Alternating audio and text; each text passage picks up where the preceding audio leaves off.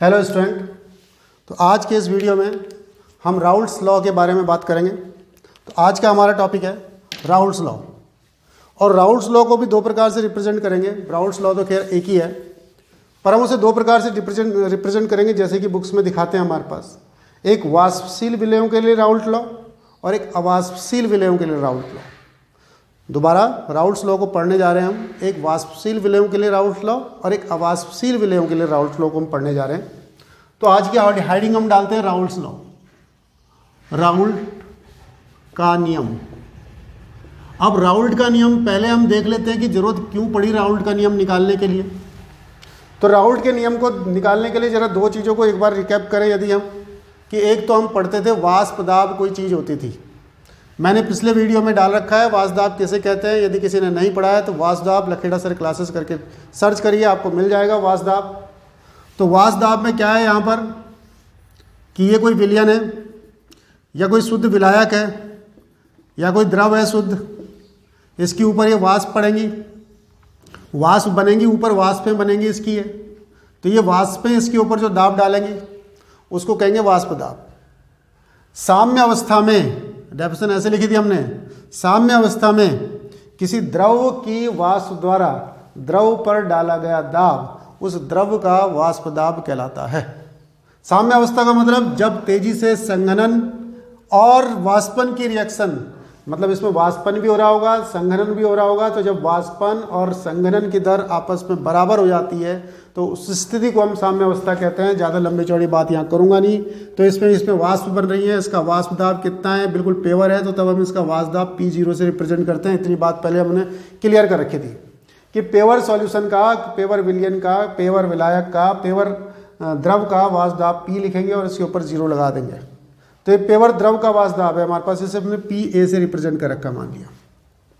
अब ये दूसरा द्रव है हमारे पास, कोई B दूसरा द्रव है। अब आ जाते हैं हम, ये दूसरा द्रव हमने ले लिया, इसका वाष्प दाब ऐसे पेवर अवस्था में इसका वाष्प दाब है PB।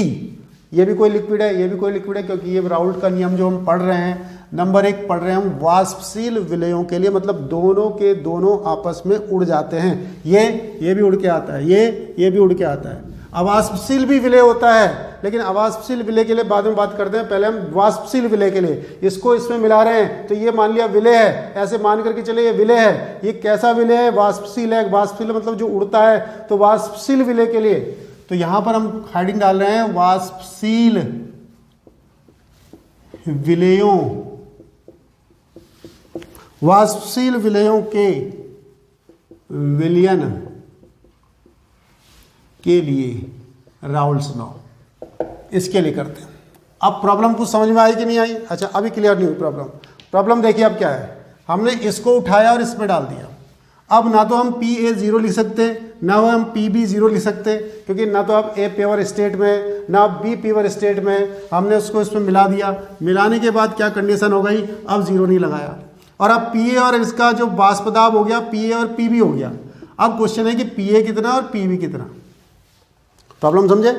जब तक ये पेवर था तब तक इसका वाष्प दाब हमको पता था, मान लिया, उसका भी पता था B वाले का। लेकिन अब इनको ये मान लिया वाटर था हमारा A और B हमारे पास अल्कोहल था मान लिया, तो इनके वाष्प दाब हमको पता थे। लेकिन जब इनको आपस में मिला दिया तो अब इनके वाष्प दाब चेंज हो गए। तो अब कितने हो गए? इसको पता करने के लिए कि इनके वाष्प दाब में क्या चेंजेस हुए, अब इनके वाष्प दाब कितने हो गए, राउल्ट्स का लॉ आया। ठीक है, तो अब हम राउल्ट्स के लॉ को बात करते हैं कि राउल्ट्स का नियम क्या है। एक्चुअली राउल्ट का नियम ये है हमारे पास, दोबारा से देखिए, इसके अंदर अब 2 वाष्पें बन रही। अब ये इसके अंदर सॉल्यूशन A भी है इसके अंदर और B भी है, दोनों को मिला दिया हमने, एक सॉल्यूशन बना दिया A और B को मिला करके। तो यहाँ वाष्प जो बन रही PA बन रही और वाष्प जो बन रही PB बन रही, दोनों की अलग अलग। इसको कहते हैं इसको बोलते हैं A का आंशिक दाब, इसको कहते हैं B का आंशिक दाब। तो A का आंशिक दाब और B का आंशिक दाब कैसे निकालना है? तो क्वेश्चन राउल्ट्स का नियम यह है कि A का जो आंशिक दाब होगा वो समानुपाती होगा इसके मोलर प्रभाज के। बस यही राउल्ट का नियम है किसी भी चीज के लिए। ऐसी B का जो हमारे पास ये आंशिक दाब होगा, B का जो आंशिक दाब इसके अंदर होगा हमारे पास, वो क्या होगा? इसके मोलर प्रभाज के समानुपाती होगा। तो क्या बोलना है इसमें कि किन्हीं अवाष्पशील विलयों के विलयन में प्रत्येक घटक का आंशिक वाष्प दाब का मान उसके मोलर प्रभाज के समानुपाती होता है।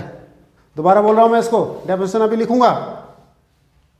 अवाष्पशील विलयों के विलयन के लिए प्रत्येक घटक के वाष्प दाब का मान, प्रत्येक घटक के आंशिक वाष्प दाब का मान उसके मोलर प्रभाज के समानुपाती होता है। इतना आप लिख देंगे तो आपका काम बन जाएगा। राउल्ट्स का नियम हो गया। इसी को याद करके जाइए कि ये इसके समानुपाती होता है। हालांकि इस नियम को आगे बढ़ाया गया है और आगे अगर जो डेफिनेशन हम बुक्स में देखेंगे तो बुक्स में डेफिनेशन दूसरी दी गई है, उसको भी देख लेते हैं। अगर मैं यहाँ से इसको कहूँ कि ये पीए है और कांस्टेंट लगा दिया मैंने के, और ये हो गया एक्स ए या एक्साई ए या मोलर फ्रैक्शन ऑफ ए या मोल अंश ऑफ ए, ये हमने इसको ऐसे करके लिख दिया। इसको इक्वेशन नंबर 1 डाली मैंने। यदि ए शुद्ध अवस्था में है, शुद्ध अवस्था में है, तो पी ए को क्या लिखते हैं बताओ? जब प्योर स्टेट में होता है तो पी ए थोड़ा लिखते हैं, तब क्या लिखते हैं? पी ए 0 लिखते हैं। और एक्साई ए कितना होगा? एक्साई ए प्लस एक्साई बी बताओ कितना होता था? मैंने बता रखा टोटल मोल फ्रैक्शन कितना होता है? 1। बी तो है नहीं, तो अब ए 1 किसका मान है? इसका मान। तो यूजिंग इक्वेशन 1, यूजिंग इक्वेशन 1 में आ जाओ। P A is equal to, P A की जगह क्या रख दो? P A not is equal to K, और एक्साई ए की जगह आ गया 1। इसका मतलब के, और इस कंडीशन में के और पी ए नॉट आपस में बराबर हैं, तो इसकी जगह वापस उठा करके इसको यहां डाल दो। तो रूल क्या बन गया? P A is equal to P A naught into x i A. ये हमारे पास राउल्ट का लॉ हो गया। इस प्रूफ को करने की कोई जरूरत नहीं है, ये समझाने के लिए किया मैंने इसको। मैं अब इसको डायरेक्ट कर रहा हूं, ये आप देख लेंगे। अगर जो इसको देखना हो तो अपने आप पॉज करके देखें इसको। मैं इसको डायरेक्ट कर रहा हूं। क्या लिख रहा हूं? P A is equal to P A naught into x i A. बोलो ये हो जाएगा ना। और ऐसे यहां पर बी है, ये P B is equal to P B not into एक्साई B, ये हो जाएगा। अच्छा, अब देखिए आप राउल्ट का नियम क्या लिखिए। राउल्ट का नियम मेनली यही है। ये किसके लिए? वाष्पशील के लिए या अवाष्पशील के लिए? तो सबके लिए यही है। वाष्पशील के लिए भी राउल्ट का नियम यही है, और अवाष्पशील के लिए राउल्ट का नियम एक ही तो होगा। बाद में हम चेंज कर लेंगे उसे अलग अलग फॉर्म में। तो राउल्ट का नियम तो बेसिकली यही आया हमारे पास, वाष्पशील और अवाष्पशील दोनों के लिए। तो एक बार दोबारा बोल देता हूँ मैं, इसको ही बोल देता हूँ, इसका ही बोल देता हूँ। आपको जो सूटेबल लगे आप वो लिख करके आइए एग्जाम में।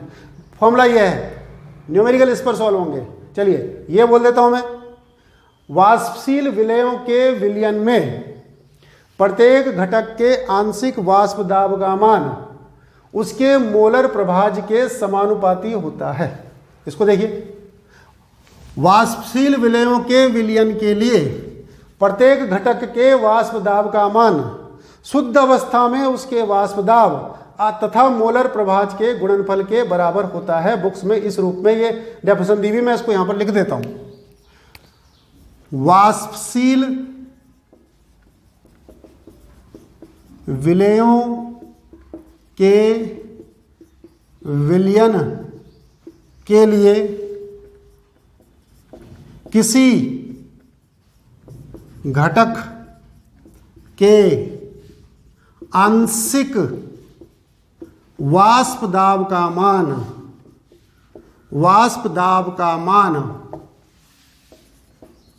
शुद्ध अवस्था में उसके वाष्प दाब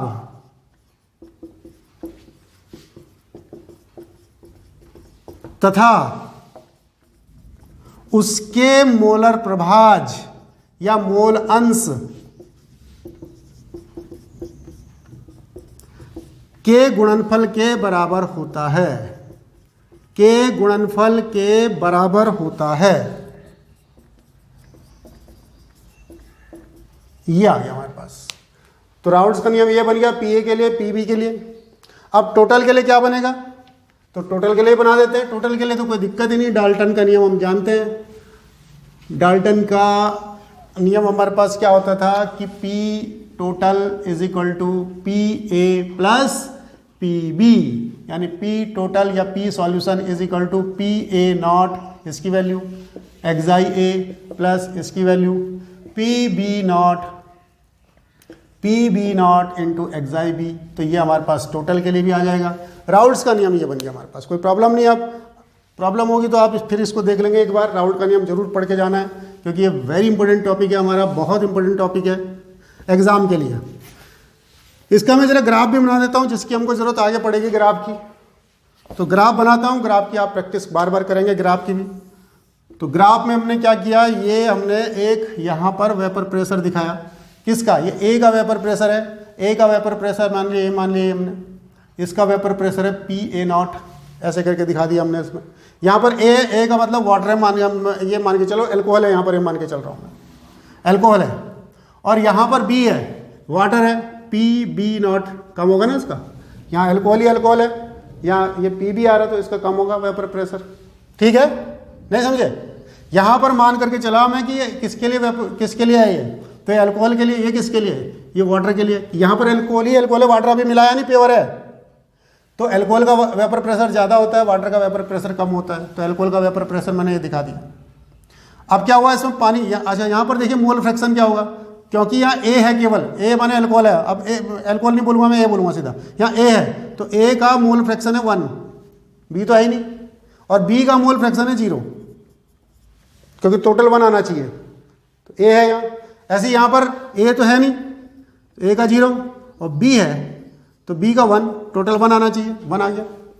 अब हमने ए में धीरे धीरे बी मिलाना शुरू किया तो वेपर प्रेशर धीरे धीरे घटता गया, और बी मिलाया और मिलाते हमने पूरा बी कर दिया। अब लगभग ए यहाँ पर कुछ नहीं बचा और यहाँ पर पूरा बी बन गया। तो ये ग्राफ यहाँ पहुँच गया। यहाँ से आइए, यहाँ वेपर प्रेशर बी का इतना था और यहाँ पर ए तो है नहीं अभी, तो यहाँ पर अब ए को मिलाना शुरू किया, धीरे धीरे ए को मिलाते ग्राफ ही आ जाएगा। अगर मैं इस वाले ग्राफ की बात करूँ तो इस वाले ग्राफ के लिए क्या फॉर्मूला होगा, तो इस वाले ग्राफ में फॉर्मूला आएगा P A is equal to P A naught into x i A. इस वाले ग्राफ पे क्या आएगा, P B is equal to P B not into एक्साई B. और टोटल कहाँ आएगा इसका, तो टोटल आएगा भाई यहाँ, ये आ गया इसका टोटल, ये ग्राफ आ गया पी टोटल के लिए। तो पी टोटल क्या आएगा हमारे पास, P A naught into x i A plus P B, ये P B not into एक्साई B. तो ये इसके लिए हमारे पास ग्राफ आ जाएगा राउल्ट्स के लॉ के लिए। राउल्ट के लॉ को हम अभी करेंगे ये हमने किसके लिए पढ़ा था, ये वाष्पशील विलयों के लिए राउल्ट का नियम पढ़ा था। अब राउल्ट के इसी नियम को हम अवाष्पशील विलयों के लिए पढ़ेंगे, लेकिन अगले वीडियो में पढ़ेंगे। रूल अभी भी यही है, एग्जाम में आएगा तो अभी भी यही लिखना है हमने रूल, बस थोड़ा सा चेंज हो जाना है उसमें, थोड़ा सा वो क्या चेंज होगा उसको हम अगले वीडियो में डिस्कस करेंगे। थैंक यू, धन्यवाद।